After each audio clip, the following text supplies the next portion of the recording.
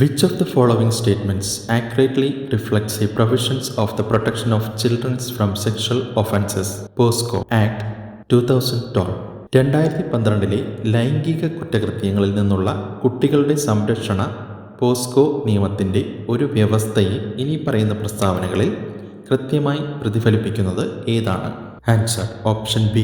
The POSCO Act mandates that all cases must be investigated and tried within a specific time frame to ensure swift justice for child victims.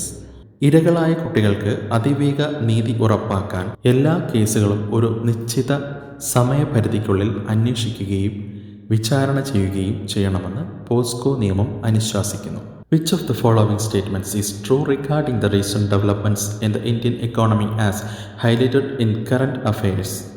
Indian സമ്പദ് വ്യവസ്ഥയിലെ സമീപകാല സംഭവവികാസങ്ങളെ സംബന്ധിച്ച് സമകാലിക കാര്യങ്ങളിൽ എടുത്തു കാണിക്കുന്ന ഇനി പറയുന്ന പ്രസ്താവനകളിൽ ഏതാണ് ശരി? Answer. Option B. The Indian government has elected 24 companies under the PLI scheme for white goods committing an investment of rupees 3,516 crore. White ഗുഡ്സിനായി PLI സ്കീമിന് കീഴിൽ ഇന്ത്യൻ സർക്കാർ 24 കമ്പനികളെ തിരഞ്ഞെടുത്തു. 3,516 കോടി രൂപയുടെ നിക്ഷേപം. Family engagement is considered essential in early childhood education because ശിശു വിദ്യാഭ്യാസത്തിൽ കുടുംബത്തിന്റെ പങ്കാളിത്തം പ്രധാനമാണ്. എന്തുകൊണ്ട്? Answer. Option A. It enables educators to integrate family culture and values into the classroom and fosters personalised learning. കുടുംബത്തിന്റെ സംസ്കാരവും മൂല്യങ്ങളും class മുറിയിലേക്ക് സമന്വയിപ്പിക്കുന്നതിനും വ്യക്തിഗത പഠനം പ്രോത്സാഹിപ്പിക്കുന്നതിനും അധ്യാപകരെ സഹായിക്കുന്നു.